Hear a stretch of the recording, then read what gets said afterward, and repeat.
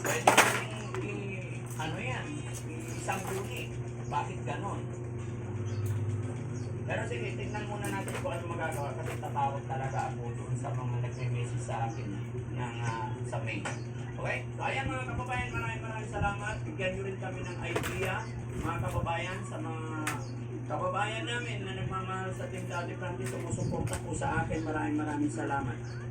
Mga kababayan, kung sakali mayroon kayong gustong sabihin sa akin or itulong pa para mas makalawig pa, comment, suggestion, mag-email lang po kayo sa Team Daddy Frankie para mas mapabuti pa natin yung pagtulong natin. Kung may mga hindi kayo nagustuhan, sabihin nyo lang po sa akin para i-correct ko din po yung aking sarili. Maraming salamat. Mabuhay po tayong lahat. God bless po. Bye-bye. Dancing, bye-bye na po. Ang batang may laban para sa sarili. Bonakit Preschool 3 Plus.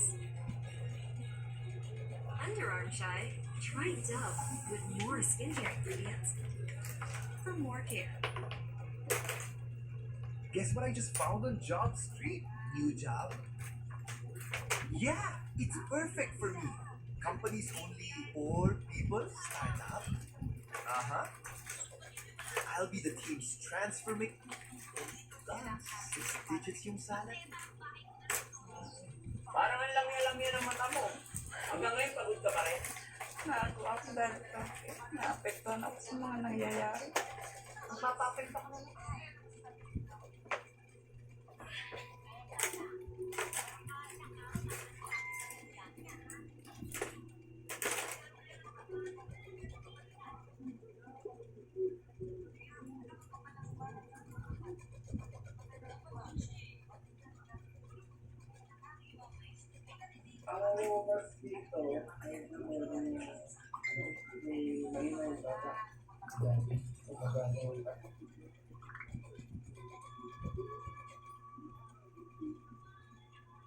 Magandang hapon po, Mama Delfa, at nakikita. Actually, ito yung isla na pinakamahirap puntahan at pinakamahirap na sumamba dito because of kababubagong agos ng tubig. Babuyan ang tawag sa grupo ng mga islang nasa pagitan na nagkatubigan kilala sa pagkakaroon ng naglalakihang alon. Sa halos 20,000 naninirahan dito, kapansin-pansin ng ilan sa mga residenteng nakatira na sa isla nagtataglim ng mga aktibong bulkan. Hindi po kalaki yan itong isla, pero tingnan niyo naman kung gaano kalaki yung mga bulkan na nakikita dito. Maliban sa hindi regular at 5 oras na biyahe sa dagat, matinding hamon din ang sasalubong bago pa man makatungtong sa pinakamataong parte ng isla. Para makalapit tayo dun sa batuan na yon, kailangan po natin sumakay nitong maliit na balsa. Bago ka makarating ng Kabuyan, klaro, mararanasan mo talaga yung malalakas na agos ng balintang. Ilang araw din ang lumipas bago namin natsempuhan ng biyahe at sa udyat ng kalmadong panahon. Mula Leyte ay lumipad kami papuntang Manila. Sumakay ng eroplano pa Tugigaraw at sa mas maliit na eroplano papunta naman sa sentro ng Calayan.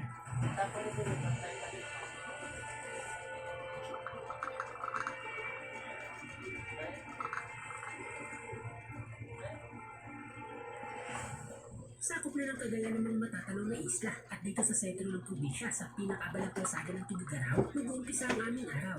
So nandito po tayo ngayon sa isa sa pinakakaibang rotonda nandito sa Pilipinas. Itong rotonda na to, dito nagtatagpo yung iba't ibang daloy ng trapiko na nagmumula sa timog na bahagi ng itong probinsya papunta sa Dulong Hilaga.